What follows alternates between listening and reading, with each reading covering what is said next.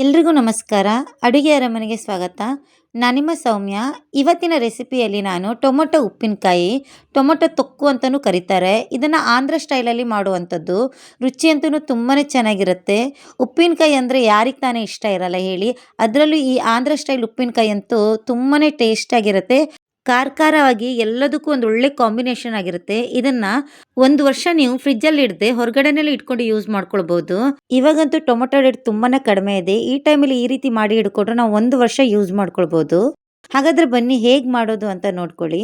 ನಾನಿಲ್ಲಿ ಒಂದು ಪ್ಯಾನ್ನ ಬಿಸಿ ಮಾಡಿಕೊಂಡು ಇದಕ್ಕೆ 50 ಗ್ರಾಮ್ ಆಗೋಷ್ಟು ವೈಟ್ ಸಾಸಿವೆನ ಹಾಕೊತಾ ಇದ್ದೀನಿ. ನಿಮ್ಮ ಹತ್ರ ವೈಟ್ ಸಾಸಿವೆ ಇಲ್ಲ ಅಂದ್ರೆ ನಾರ್ಮಲ್ ಸಾಸಿವೆನ ಯೂಸ್ ಮಾಡ್ಕೊಳ್ಬಹುದು. ಬಟ್ ಉಪ್ಪಿನಕಾಯಿಗೆಲ್ಲ ಯೂಶ್ವಲಿ ವೈಟ್ ಸಾಸಿವೆ ಇದ್ರೆ ತುಂಬಾನೇ ಟೇಸ್ಟ್ ಚೆನ್ನಾಗಿರುತ್ತೆ. ಹಾಗಾಗಿ ನಾನು ಇಲ್ಲಿ 50 ಗ್ರಾಮ್ ಆಗೋಷ್ಟು ವೈಟ್ ಸಾಸಿವೆನ ಯೂಸ್ ಮಾಡ್ಕೊಂಡಿದ್ದೀನಿ. ಅದ್ರ ಜೊತೆಗೆ ನಾನು 1.5 ಸ್ಪೂನ್ ಆಗೋಷ್ಟು ಜೀರಿಗೆನ ಹಾಕ್ಕೊಂತೀನಿ. ಜೀರಿಗೆನ 1.5 ಸ್ಪೂನ್ ಆಗೋಷ್ಟು ಹಾಕೊಂಡಿದ್ದೀನಿ. ಹಾಗೆ ಒಂದು 3/4 ಸ್ಪೂನ್ ಆಗೋಷ್ಟು ಮೆಂತ್ಯ ಕಾಳನ್ನ ಹಾಕ್ಕೊಂತೀನಿ. ಇದನ್ನೆಲ್ಲ ಹಾಕ್ಕೊಂಡು ಡ್ರೈ ರೋಸ್ಟಲ್ಲಿ ಮಾಡ್ಕೊಳ್ಬೇಕು. ಮೀಡಿಯಂ ಫ್ಲೇಮಲ್ಲಿ ಇಟ್ಕೊಂಡು ಚೆನ್ನಾಗಿ ಅದನ್ನ ಡ್ರೈ ರೋಸ್ಟ್ ಮಾಡ್ಕೊಳ್ಳಿ. ಕಲರು ಚೇಂಜ್ ಆಗಬೇಕು ಮತ್ತು ಅದ್ರ ಘಮನೂ ಬರಬೇಕು. ಅಷ್ಟೊತ್ತು ನೀವು ರೋಸ್ಟ್ ಮಾಡ್ಕೊಳ್ಬೇಕು. ನೋಡಿ ಈ ರೀತಿಯಲ್ಲಿ ಕಲರ್ ಚೇಂಜ್ ಆಗಬೇಕು. ಇದನ್ನು ನೀಟಾಗಿ ಫ್ರೈ ಮಾಡ್ಕೊಳ್ಳಿ, ಇಲ್ಲಾಂದ್ರೆ ಕಹಿ ಬರುತ್ತೆ. ನೀಟಾಗಿ ಮೀಡಿಯಂ ಫ್ಲೇಮಲ್ಲಿ ಇಟ್ಕೊಂಡು ಅದನ್ನ ಚೆನ್ನಾಗಿ ಫ್ರೈ ಮಾಡ್ಕೊಳ್ಬೇಕು. ಇವಾಗ ನಾನು ಇದನ್ನ ಕಂಪ್ಲೀಟ್ ಕೂಲ್ ಆದಮೇಲೆ ಒಂದು ಮಿಕ್ಸಿ ಜಾಲಿಗೆ ಹಾಕ್ಕೊಂಡು ಪೌಡ್ರ್ ಮಾಡ್ಕೊತೀನಿ. ಪೌಡ್ರ್ ಮಾಡ್ಕೊಳ್ಳುವಾಗ ಹಾಗೆ ನೀವು ತರ್ತರಿಯಾಗಿ ಮಾಡ್ಕೊಳ್ಬೋದು. ಕಂಪ್ಲೀಟಾಗಿ ನೈಸಾಗಿ ಪೌಡ್ರ್ ಆಗಬೇಕು, ಆವಾಗ ಟೇಸ್ಟ್ ಚೆನ್ನಾಗಿರುತ್ತೆ. ನೋಡಿ ಈ ಥರ ನಾನು ಪೌಡ್ರ್ ಮಾಡ್ಕೊಂಡು ರೆಡಿ ಮಾಡಿ ಇಟ್ಕೊಂಡಿದ್ದೀನಿ. ನಾನಿಲ್ಲಿ 1.5 kg ಆಗೋಷ್ಟು ಟೊಮೊಟೊನ ಈ ಥರ ಕಟ್ ಮಾಡಿ ಇಟ್ಕೊಂಡಿದ್ದೀನಿ. ನಾನಿಲ್ಲಿ 1.5 kg ನಾಟಿ ಟೊಮೊಟೊನ ತೊಗೊಂಡಿದ್ದೀನಿ. ನಾಟಿ ಟೊಮೊಟೊದಲ್ಲಿ ಉಪ್ಪಿನಕಾಯಿ ತುಂಬ ಚೆನ್ನಾಗಿ ಬರುತ್ತೆ. ಹಾಗಾಗಿ ನಾನು ನಾಟಿ ಟೊಮೊಟೊ ತೊಗೊಂಡಿದ್ದೀನಿ. ನಿಮಗೆ ಯಾವ ಸಿಗುತ್ತೆ ನೀವು ಅದರಲ್ಲೇ ಮಾಡ್ಕೊಳ್ಬೋದು. ಇವಾಗ ನೋಡಿ ಟೊಮೊಟೊದ ಮೇಲ್ಭಾಗನ ನಾವು ಕಟ್ ಮಾಡಿ ಎಸಿಬೇಕು. ನಾನು ಒಂದು ಟೊಮೊಟೊದಲ್ಲಿ 8 ಭಾಗಗಳನ್ನಾಗಿ ಮಾಡ್ಕೊತೀನಿ. ನಾನಿಲ್ಲಿ ಟೊಮೊಟೊ ಹಣ್ಣನ್ನು ಚೆನ್ನಾಗಿ ವಾಶ್ ಮಾಡಿ ಒಂದು ಬಟ್ಟೆಯಲ್ಲಿ ಒರೆಸಿ ಯೂಸ್ ಮಾಡ್ಕೊತಾ ಇದ್ದೀನಿ. ಟೊಮೊಟೊ ಹಣ್ಣಲ್ಲಾಗಿರ್ಬೋದು ಅಥವಾ ಪಾತ್ರೆಗಳಲ್ಲಿ ಅಥವಾ ನಾವು ಉಪಯೋಗಿಸುವಂಥ ಚೂರಿ ಆಗಿರ್ಬೋದು, ಯಾವುದರಲ್ಲೇ ಆಗಲಿ ಒಂದೇ ಒಂದು ಹನಿ ನೀರು ಇರಬಾರ್ದು.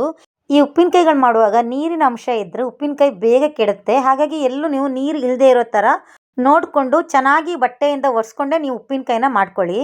ಇವಾಗ ನಾನು ಒಂದು ಪ್ಯಾನ್ನ ಇಟ್ಕೊತೀನಿ. ಆ ಪ್ಯಾನ್ಗೆ ನಾವೇನು ಟೊಮೊಟೊನ ಕಟ್ ಮಾಡಿ ಇಟ್ಕೊಂಡಿದ್ದೀವಲ್ಲ ಆ ಟೊಮೊಟೊನ ಹಾಕ್ಕೊಳ್ಳೋಣ. ಇಲ್ಲಿ ಗ್ಯಾಸ್ ಆನ್ ಮಾಡ್ಕೊಂಡಿಲ್ಲ, ಗ್ಯಾಸ್ನ ಆಮೇಲೆ ಆನ್ ಮಾಡ್ಕೊಳ್ಳೋಣ. ಇವಾಗ ಒಂದು ಪಾತ್ರೆಗೆ ನಾನು ಏನು ಟೊಮೊಟೊ ಹಣ್ಣು ಕಟ್ ಮಾಡಿ ಇಟ್ಕೊಂಡಿದ್ದೀನಿ ಅದನ್ನು ಹಾಕ್ಕೊಂಡಿದ್ದೀನಿ. ಇವಾಗ ನಾನು 1.5 kg ಟೊಮೊಟೊಕ್ಕೆ ಒಂದು ಮುಷ್ಟಿ ಆಗೋಷ್ಟು, ಅಂದರೆ ನನ್ನ ಕೈಯಲ್ಲಿ ಒಂದು ಮುಷ್ಟಿ ಆಗೋಷ್ಟು ಹುಣಸೆ ಹಣ್ಣನ್ನು ನಾನು ಈ ಮೊದಲೇ ನೆನೆ ಹಾಕಿದ್ದೀನಿ. 1 ಗಂಟೆ ನೆನೆ ಹಾಕಿ ಅದರದ್ದು ರಸನ ರೆಡಿ ಮಾಡಿ ಇಟ್ಕೊಂಡಿದ್ದೀನಿ. ನೋಡಿ ಈ ರಸನ ರೆಡಿ ಮಾಡಿ ಇಟ್ಕೊಂಡಿದ್ದೀನಲ್ಲ ಅದನ್ನು ನಾನು ಟೊಮೊಟೊಕ್ಕೆ ಹಾಕ್ಕೊತೀನಿ. ನಿಮಗೆ ತುಂಬ ಹುಳಿ ಬೇಡ ಅಂತ ಅನಿಸಿದರೆ ಸ್ವಲ್ಪ ಹುಣಸೆ ಹಣ್ಣು ಕಡಿಮೆ ಹಾಕ್ಕೊಳ್ಳಿ. ಇದಕ್ಕೆ ನಾನೀಗ ನನ್ನ ಕೈಯಲ್ಲಿ ಒಂದು ಮುಷ್ಟಿ ಆಗೋಷ್ಟು ಉಪ್ಪನ್ನ ಹಾಕ್ಕೊತೀನಿ. ಕಲ್ಲುಪ್ಪನ್ನ ಹಾಕ್ಕೊತಾ ಇದ್ದೀನಿ. ನೀವು ಪುಡಿ ಉಪ್ಪನ್ನಾದರೂ ಹಾಕ್ಕೊಳ್ಬೋದು. ಅಂದರೆ ಒಂದು ಮುಷ್ಟಿ ಅಂದರೆ ಇಲ್ಲಿ ಒಂದು 3 ಸ್ಪೂನ್ ಆಗೋಷ್ಟು ಉಪ್ಪನ್ನ ಹಾಕ್ಕೊಂಡಿದ್ದೀನಿ. ಹಾಗೆ ಒಂದು 50 ml ಆಗೋಷ್ಟು ಅಡುಗೆ ಎಣ್ಣೆನ ಹಾಕ್ಕೊಂಡಿದ್ದೀನಿ. ನೀವು ಅರ್ಧ kg ಟೊಮೊಟೊನ ಯೂಸ್ ಮಾಡ್ಕೊತೀನಿ ಅಂದರೆ 50 ml ಎಣ್ಣೆ ಸಾಕಾಗತ್ತೆ. ನಾನಿಲ್ಲಿ 1.5 kg ಟೊಮೊಟೊ ಯೂಸ್ ಮಾಡೋದ್ರಿಂದ ನನಗೆ 150 ml ಬೇಕಾಗತ್ತೆ. 50 ml ಇವಾಗ ಯೂಸ್ ಮಾಡಿದ್ದೀನಿ. ಇನ್ನು 100 mlನ ನಾನು ಒಗ್ಗರಣೆ ಟೈಮಲ್ಲಿ ಯೂಸ್ ಮಾಡ್ಕೊತೀನಿ. ಇವಾಗ ನಾನು ಗ್ಯಾಸ್ನ ಆನ್ ಮಾಡಿಕೊಂಡು ಟೊಮೊಟೊನ ಚೆನ್ನಾಗಿ ಸ್ಮ್ಯಾಶ್ ಆಗೋ ತನಕ ಬೇಯಿಸ್ಕೊತೀನಿ. ಟೊಮೊಟೊದಲ್ಲೇ ಇರುವ ನೀರಿನ ಅಂಶ ಎಲ್ಲ ಇಂಗಬೇಕು, ಅಷ್ಟು ಟೊಮೊಟೊ ನೀಟಾಗಿ ಬೇಯಿಸ್ಕೊಳ್ಬೇಕು.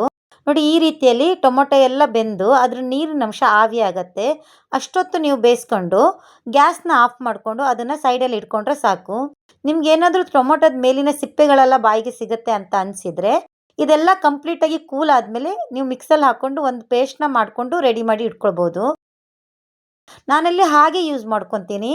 ಈ ರೀತಿಯಲ್ಲೇ ಮಾಡಿಕೊಂಡು ನಾನು ಸೈಡಲ್ಲಿ ಇಟ್ಕೊತೀನಿ. ರುಚಿ ಅಂತೂ ತುಂಬಾ ಚೆನ್ನಾಗಿರುತ್ತೆ. ಒಂದು ಸಲ ಟ್ರೈ ಮಾಡಿ ನೋಡಿ.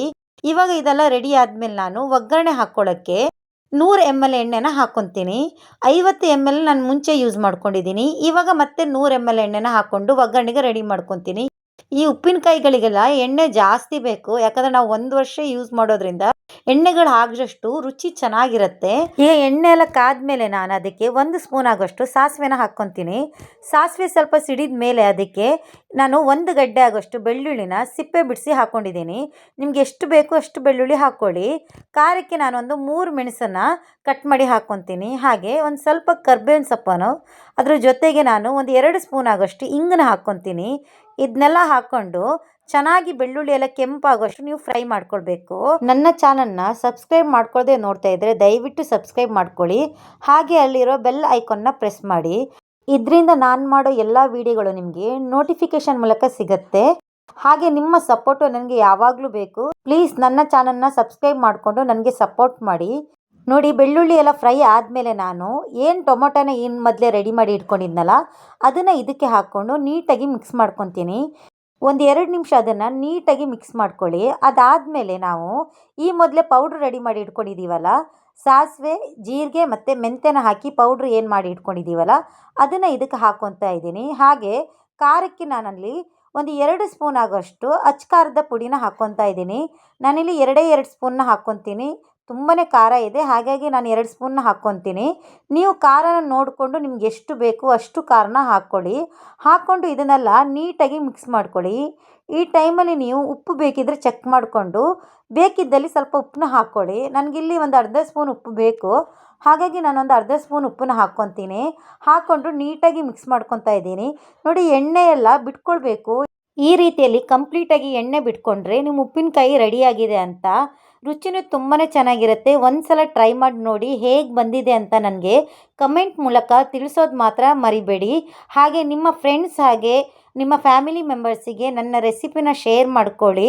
ಕಂಪ್ಲೀಟಾಗಿ ತಣ್ಣಿದ ಮೇಲೆ ಅದನ್ನು ನೀವು ಒಂದು ಗ್ಲಾಸ್ ಜಾರಿಗೆ ಹಾಕಿ ಅಥವಾ ಒಂದು ಕಂಟೈನರಿಗೆ ಹಾಕಿ ಕ್ಲೋಸ್ ಮಾಡಿ ಎತ್ತಿ ಇಟ್ಕೊಳ್ಳಿ. ನೀವು ಅದನ್ನು ಫ್ರಿಜ್ಜಲ್ಲಿ ಇಟ್ಕೊಳ್ಬೇಕಂತನೂ ಏನೂ ಇಲ್ಲ. ಹೊರಗಡೆನೇ ನೀವು 1 ವರ್ಷ ಸ್ಟೋರ್ ಮಾಡ್ಕೊಳ್ಬೋದು. ದೋಸೆ, ಚಪಾತಿ, ರೈಸು ಎಲ್ಲದಕ್ಕೂ ಒಂದು ಒಳ್ಳೆ ಕಾಂಬಿನೇಷನ್ನು. ನೀವು ಈ ರೆಸಿಪಿನ ಟ್ರೈ ಮಾಡಿದರೆ ಹೇಗೆ ಬಂದಿದೆ ಅಂತ ನನಗೆ ಕಮೆಂಟ್ ಮೂಲಕ ತಿಳಿಸಿ. ಹಾಗೆ ನನ್ನ ಚಾನಲಿಗೆ ಸಬ್ಸ್ಕ್ರೈಬ್ ಆಗಿಲ್ಲ ಅಂದರೆ ಇವಾಗಲೇ ಸಬ್ಸ್ಕ್ರೈಬ್ ಆಗಿ. ವಿಡಿಯೋ ನೋಡಿದ್ದಕ್ಕಾಗಿ ಧನ್ಯವಾದಗಳು.